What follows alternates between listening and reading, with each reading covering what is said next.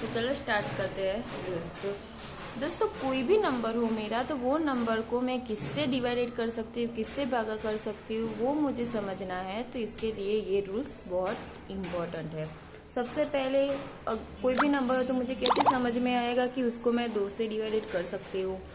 तो कोई भी संख्या हो तो उसके पीछे क्या होना चाहिए, मेरा सम डिजिट होना चाहिए। सम डिजिट होगा तो वो नंबर को हम 2 से डिवाइडेड कर सकते हैं। फॉर एग्जांपल करके मैंने लिखा भी है कि 20340। पीछे कौन सा नंबर है मेरा, पीछे है मेरा 0 है। वो कैसी संख्या है, सम संख्या है।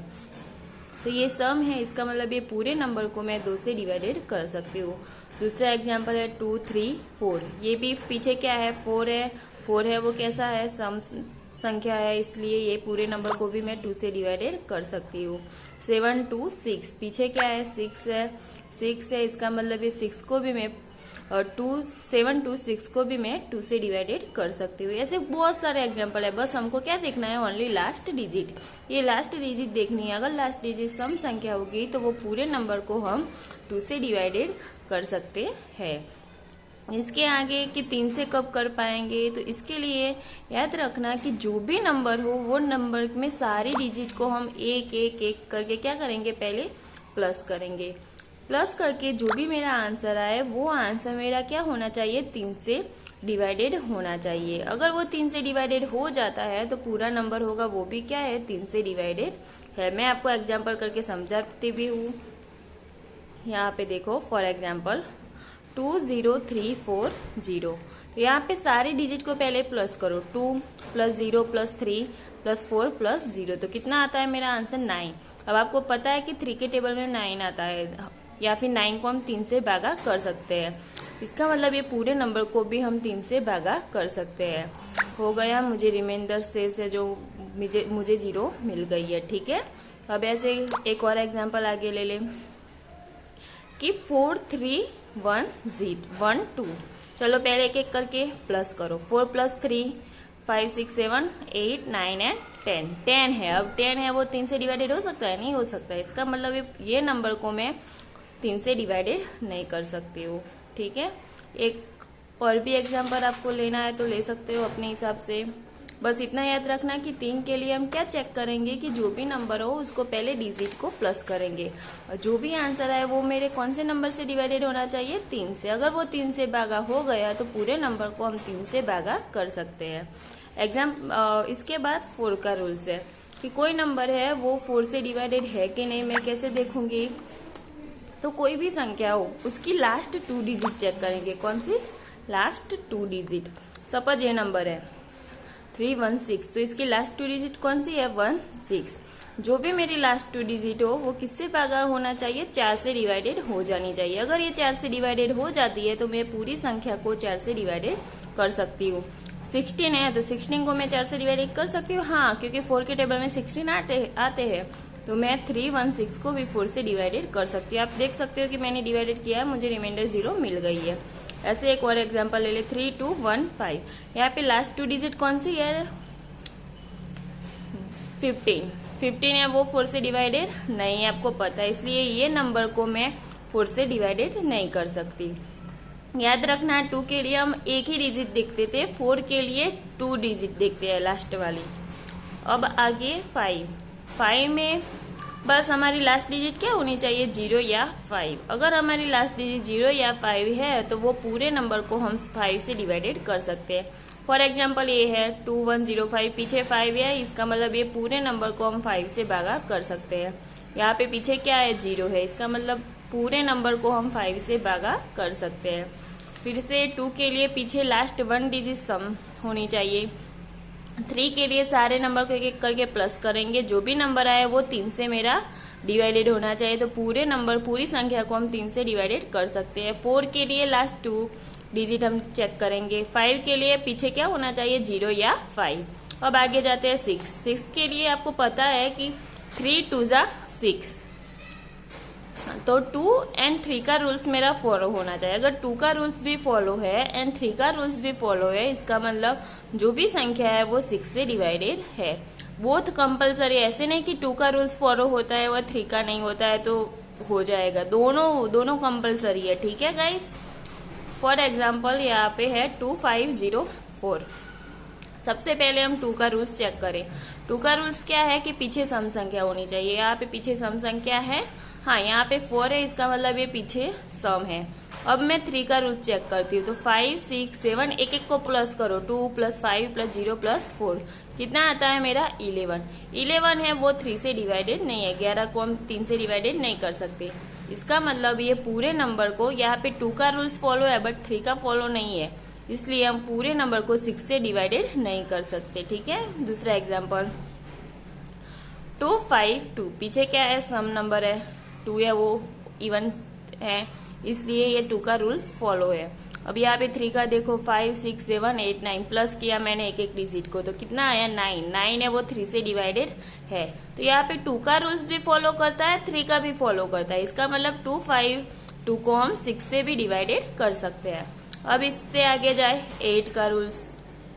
तो कोई भी संख्या हो उसको मैं 8 से डिवाइड कर सकती हूँ कि नहीं, इसके लिए मैं लास्ट 3 डिजिट चेक करूंगी। फिर से 2 के लिए लास्ट 1 डिजिट, 4 के लिए लास्ट 2 डिजिट एंड 8 के लिए लास्ट 3 डिजिट चेक करेंगे।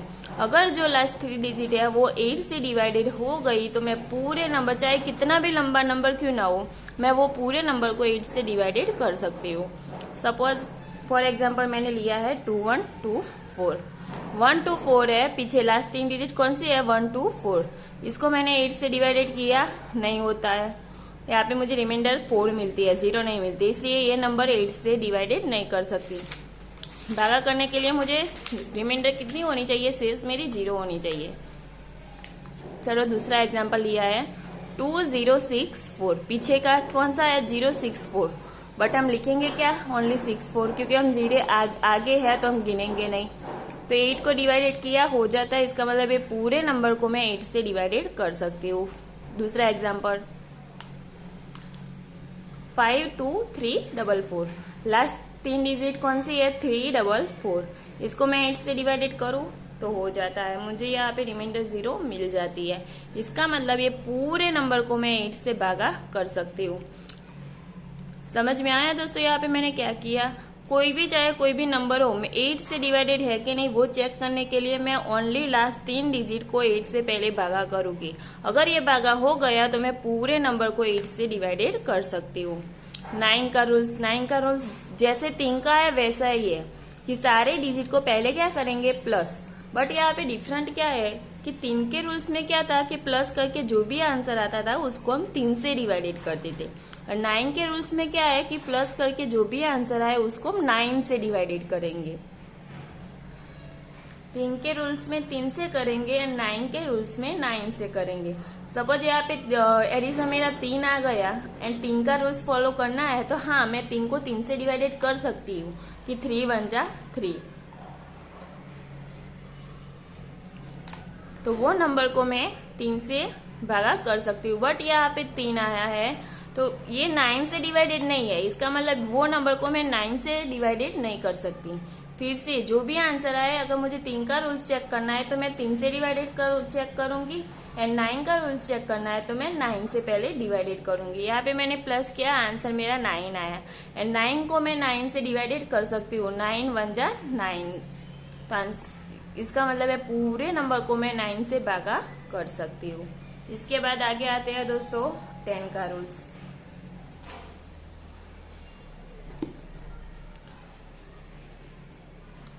टेन का रूल्स में आपको पता है पीछे क्या होना चाहिए 0।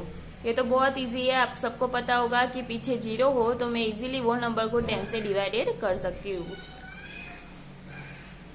11 का रूल्स, ये रूल्स समझना बहुत जरूरी है दोस्तों, खास याद रखना, ध्यान शांति से यहाँ पे ध्यान रखना।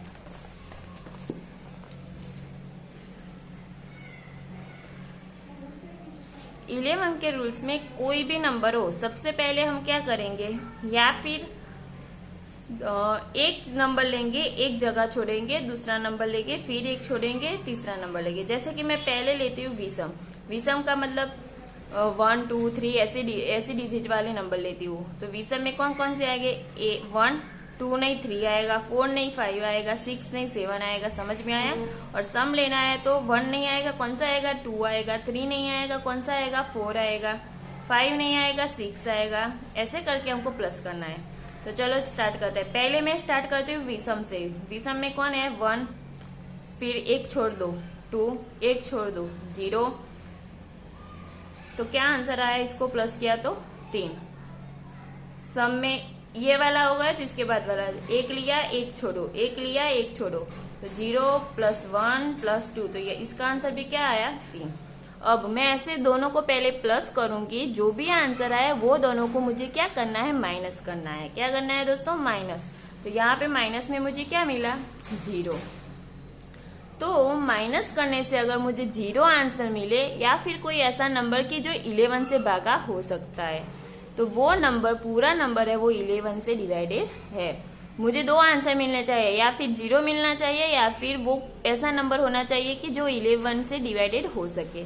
यहाँ पे मुझे 0 मिला है, इसका मतलब ये पूरा नंबर है वो 11 से डिवाइडेड है। चेक इट, यहाँ पे देख सकते हो आप, वो नंबर है, मैंने 11 से डिवाइडेड किया है। आप डिवाइडेड कर सकते हो तो आपको रिमाइंडर 0 मिल जाएगी। ठीक है दोस्तों, याद रखना 2 स्टेप है यहाँ पे खास, कि सबसे पहले एक एक नंबर छोड़ के प्लस करना है, फिर जो आ गया उसके अलावा एक एक नंबर लेना है आपको और उसको प्लस करना है। दोनों का जो आंसर है उसको आपको माइनस करना है, और फिर वो आंसर 0 हो या फिर कोई ऐसा नंबर की जो 11 से डिवाइडेड हो, तो पूरा नंबर है वो 11 से डिवाइडेड हो सकता है। चलो दूसरा एग्जाम्पल चेक इट। 1 लिया 1 छोड़ा, 1 लिया 1 छोड़ा, 1 लिया 1 छोड़ दिया, तो क्या हुआ 2। विषम में 2 + 4 + 8, तो कितना हुआ 14। वैसे ही सम में ये हो गया था, तो यहाँ से स्टार्ट करो 0 1 छोड़ो प्लस करके 3, 1 छोड़ो प्लस करके 0, तो इसका आंसर क्या आया मेरा 3। अब क्या करना है, दोनों को माइनस करना है। माइनस किया तो आंसर क्या आया, मुझे 11 मिला। 11 है वो 11 से डिवाइडेड हो सकता है, क्योंकि 11 गुना 1 तो 11। यहाँ पे कोई भी नंबर हो वो खुद से तो डिवाइडेड है ही, आपको पता है। इसका मतलब ये पूरे नंबर को मैं 11 से डिवाइडेड कर सकती हूँ। ठीक है, समझ में आया आपको।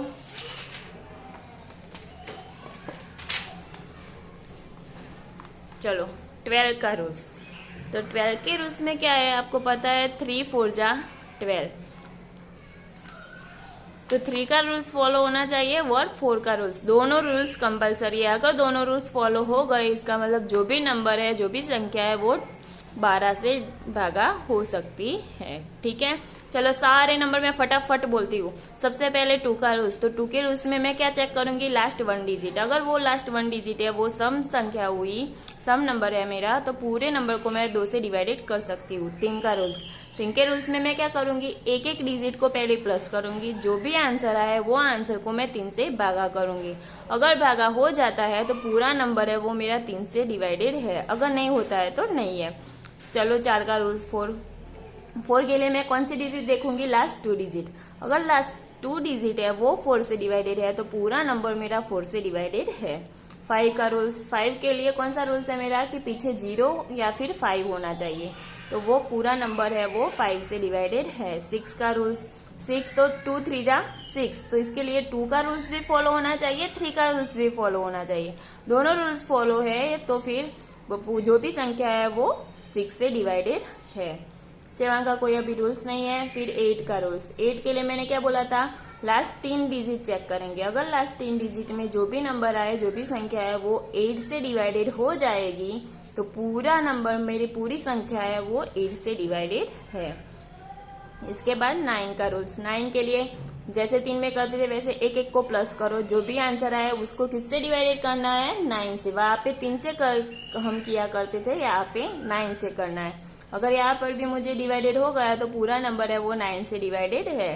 10 के लिए कौन सा रूल्स है, पीछे 0 होना चाहिए।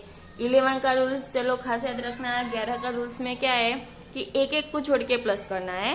पहले विषम लेंगे फिर सम लेंगे, दोनों को पहले प्लस किया, जो भी आंसर आया दोनों में उसको हम क्या करेंगे, फिर माइनस करेंगे। माइनस करके मेरा आंसर अगर 0 आया तो, या फिर ऐसा कोई नंबर की जो 11 से भागा हो सकता है, ऐसा वो दोनों आंसर आए तो पूरा नंबर है वो 11 से डिवाइडेड है। 12 का रूल्स। तो 12 के लिए 3 4 जा 12, तो 3 का और 4 का रूल्स फॉलो होना चाहिए। ठीक है दोस्तों, चलो अब आगे आते हैं।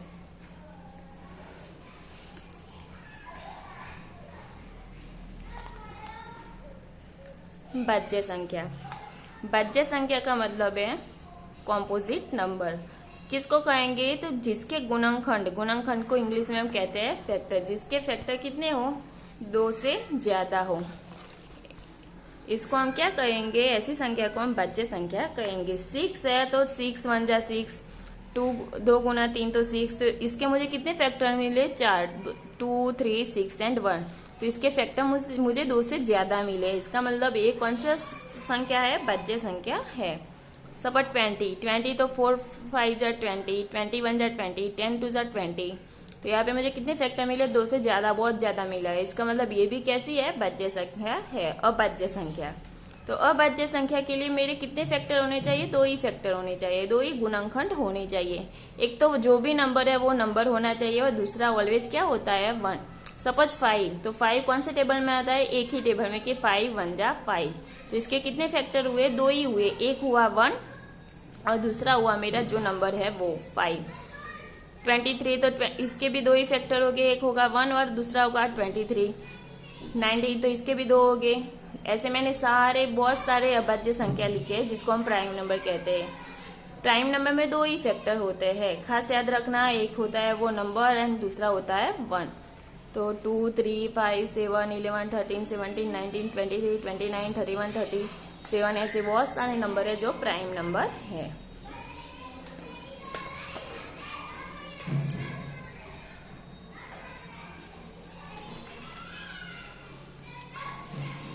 गुणनखंड वृक्ष, जिसको हम कहते हैं फैक्टर ट्री। तो कोई भी नंबर ले लो, इसको हम गुणनखंड वृक्ष से, फैक्टर ट्री से कैसे कर सकते हैं? तो यहाँ पे आप देख सकते हो कि ये संख्या ये कैसी है? भाज्य संख्या है, और यहाँ पे मुझे जितने भी मिले वो सब कैसे है? अभाज्य है। इसका मीनिंग प्राइम नंबर है, और मैं ये सभी का गुणा करूंगी तो मुझे क्या मिल जाता है? जो मेरी भाज्य संख्या थी वो मिल जाती है।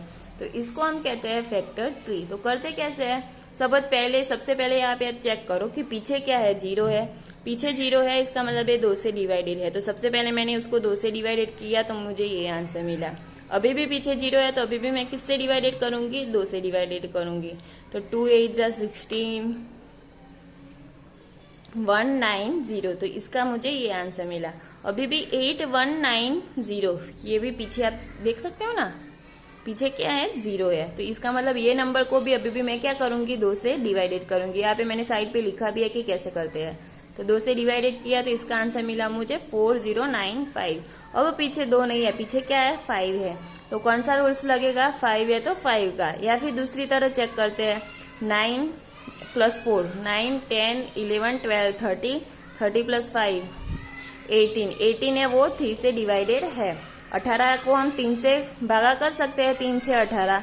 इसका मतलब ये पूरा नंबर मेरा किससे डिवाइडेड है? 3 से भी डिवाइडेड है, और पीछे 5 है तो 5 से भी डिवाइडेड है। आप दोनों तरह कर सकते हो, मैंने पहले 3 से किया है तो मुझे ये आंसर मिला 1365। अब पीछे अभी भी पहले एडिशन करो, 6 7 8 9 10 + 5 15, 15 है वो 3 से डिवाइडेड है। हाँ, 15 को हम 3 से भागा कर सकते हैं।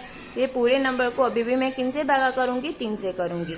3 से किया तो अब ये 5 + 5 10, 10 + 4 तो 14, 14 है वो 3 से डिवाइडेड है? नहीं है। तो इसका मतलब ये 3 से डिवाइडेड अब नहीं होगा। अब मैं कौन से रूल्स पे जाऊंगी? 5 वाला रूल्स पे। तो 5 से डिवाइडेड करूंगी तो 9 1, यहाँ पे ये 9 + 1 तो 10, ये भी 3 से भी नहीं है, पीछे सम नंबर भी नहीं है।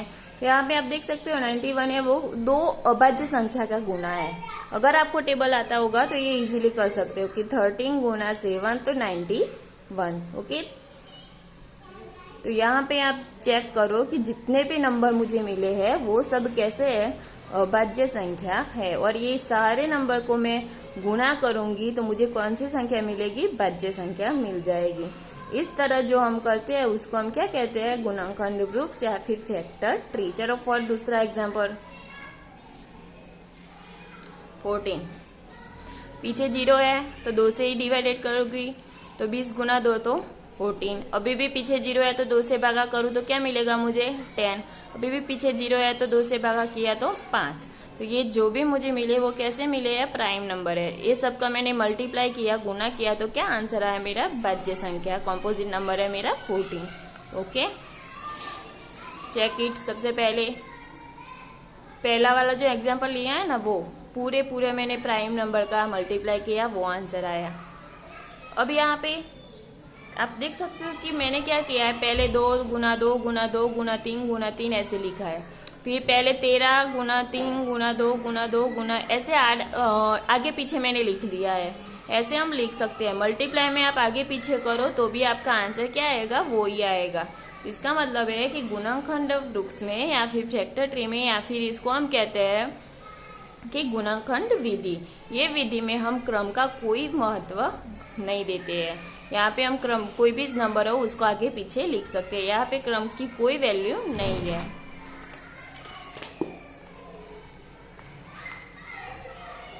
मैं ए गुना बी गुना सी लिखूं, या फिर बी गुना ए गुना सी लिखूं, या फिर सी गुना ए गुना बी लिखूं, किसी कोई भी तरह मैं करूं, आंसर मेरा क्या आएगा, सेम ही आएगा। ठीक है। अब अंक गणित की आधारभूत प्रमेय, ये प्रमेय के हिसाब से जैसे मैंने आपको समझाया है कि सारी मैंने क्या ली थी, भाज्य संख्याएं ली थी, और मैंने सारी अभाज्य संख्या का गुना किया तो मुझे वो भाज्य संख्या वापस मिल गई थी। तो प्रत्येक भाज्य संख्या को अभाज्य संख्याओं के एक गुणनखंड के रूप में व्यक्त किया जा सकता है, तथा यह गुणनखंड अभाज्य गुणनखंडों के आने वाले क्रम के बिना अद्वितीय होता है। कि कोई भी भाज्य संख्या हो उसको मुझे अभाज्य संख्याओं के अभाज्य संख्या के रूप में लिखना हो तो मैं लिख सकती हूँ। कैसे? तो जैसे मैंने आगे समझाया वैसे, कि कोई भी भाज्य संख्या को मैं अभाज्य संख्या के गुणनखंड के गुणनफल में लिख सकती हूँ, और यहाँ पे मेरे क्रम का कोई महत्व नहीं है। ये है हमारा अंक गणित का आधारभूत प्रमेय। चलो अब हम आगे आते हैं HCF एंड LCM। सपोज मुझे, आपने आगे भी सीखा होगा कि HCF और LCM कैसे निकालते हैं। सपोज मैं यहाँ पे लेती हूँ 20 एंड 48, तो 20 है, पीछे 0 है तो पहले 2 से करूँगी। अभी भी 2 गुना 10 तो 20, अभी भी पीछे 0 है तो अभी भी मैं इसको किससे डिवाइडेड करूँगी, 2 से ही डिवाइडेड करूँगी। तो 2 गुना 5 तो 10। अब 5 है वो कैसा है, प्राइम नंबर होगा या मेरा अभाज्य, तो 5 गुना 1 तो 5। ऐसे ही मैंने 48 को किया, पीछे 8 है सम संख्या है तो 2 से करूँगी। अभी भी पीछे 4 है सम संख्या है तो इसको भी मैं किससे भागा करूँगी, 2 से। अभी भी जो आंसर आया 12 आया, तो अभी भी पीछे 2 है तो 2 से भागा करूँगी, तो क्या आंसर आएगा, 6। अभी भी 6 है वो कैसा आया, सम है, तो अभी भी मैं किससे करूँगी, 2 से। 3 आ गया, ये मेरा प्राइम नंबर है, तो 3 गुना 1 तो 3। तो अब अंक गणित के आधारभूत प्रमेय के हिसाब से मुझे इसको गुणनखंड विधि से लिखना है, तो मैं कैसे लिखूंगी, 20 = 2 गुना 2 गुना 5। 2 यहाँ पे कितनी बार है, 2 बार है, तो 2 का कितना पावर हो जाएगा, 2। 2 की कितनी घात हुई, इसको घात भी बोलते हैं या फिर पावर भी बोलते हैं, तो 2 की 2 घात या फिर 2 का पावर 2 है, मल्टीप्लाई 5। 48 है, यहाँ पे 2 मेरा कितनी बार आया है, 4 बार आया, तो मैं 2 के कितना पावर लिखूंगी, 4, या फिर 2 की कितनी घात हुई, यहाँ पे 4 घात हुई, मल्टीप्लाई 3। तो अब HCF और LCM कैसे निकालना है, यहाँ पे ध्यान रखो दोस्तों।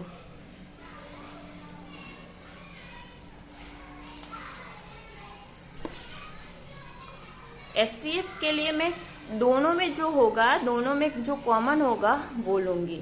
यहाँ पे 2 बार है, यहाँ पे 2 4 बार है, तो कॉमन कितना हुआ मेरा, यहाँ से भी आप देख सकते हो कि यहाँ पे 2 बार है, यहाँ पर भी 2 बार है, दोनों में 2 बार है, तो मैंने क्या लिख लिया, 2 का 2 पावर। अब यहाँ पे 5 है बट यहाँ पे नहीं है, यहाँ पे 3 है बट यहाँ पे नहीं है, और यहाँ पे अभी भी 2 बाकी है बट यहाँ पे नहीं है। मुझे ये HCF में वो ही लिखना है हाईएस्ट कॉमन फैक्टर में, कि दोनों में जो कॉमन है वो ही मुझे लेना है दोस्तों।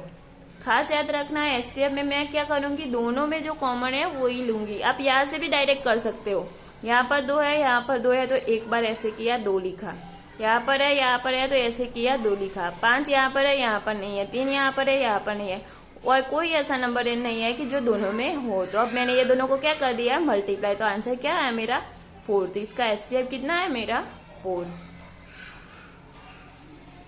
LCM के लिए यहाँ पे हम कॉमन लेते थे, LCM में क्या है कि मुझे सभी नंबर लेने हैं, सभी, बट डिफरेंट इतना है कि यहाँ पे 2 बार है, यहाँ पे 2 4 बार है, तो मैं ये दोनों को नहीं लूंगी, जो मेरा मैक्सिमम होगा वो लूंगी।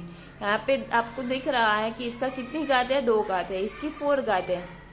मुझे मैक्सिमम घात वाले लेने हैं, तो दोनों में से कौन सा आएगा, मैक्सिमम वाला, 2 की 4 घात, फिर 3, फिर 5।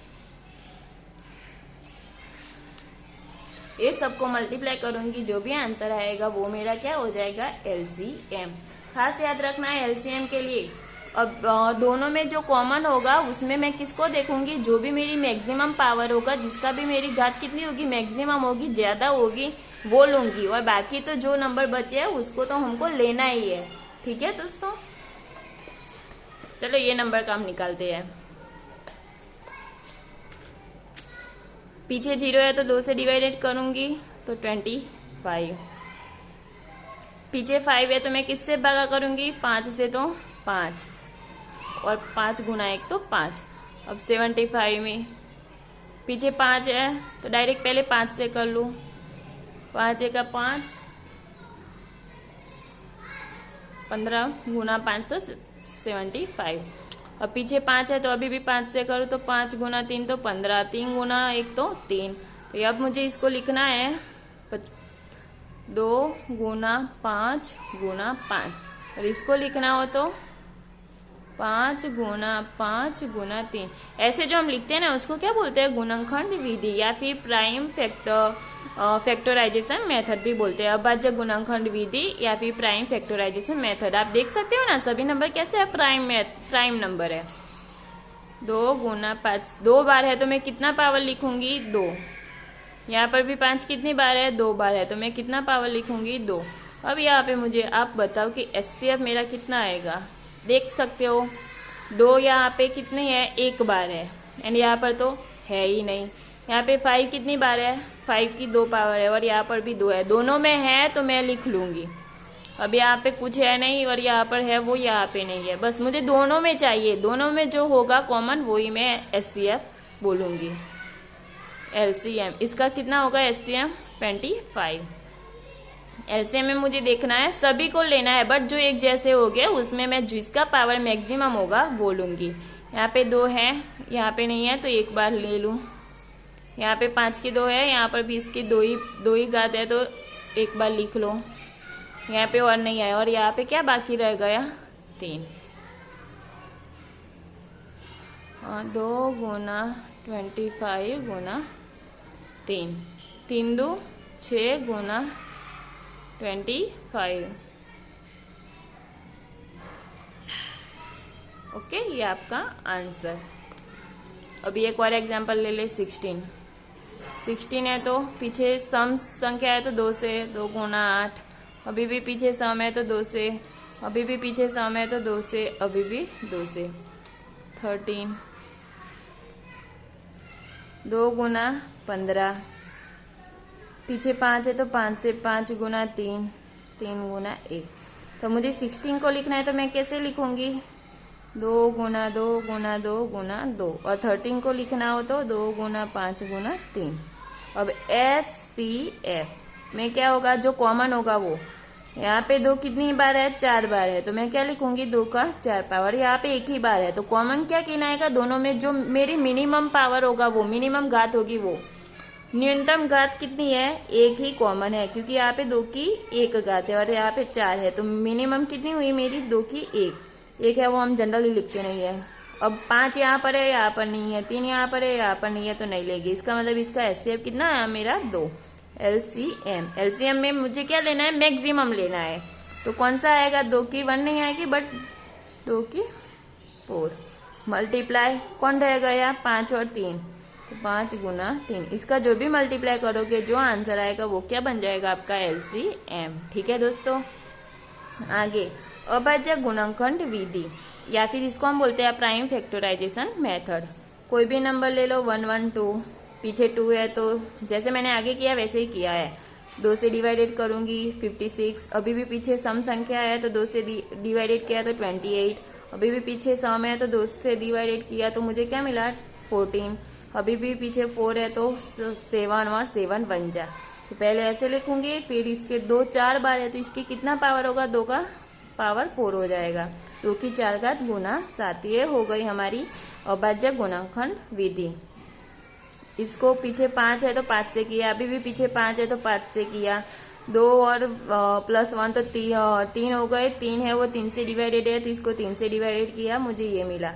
आप चेक कर सकते हो, ये सारे को मल्टीप्लाई करोगे तो आपको ये नंबर मिल जाएगा। और इसको मैंने 5 2 बार है तो 5 का पावर 2 किया, मल्टीप्लाई 3 मल्टीप्लाई 7। ये हो गई हमारी अभाज्य गुणनखंड विधि। ठीक है दोस्तों,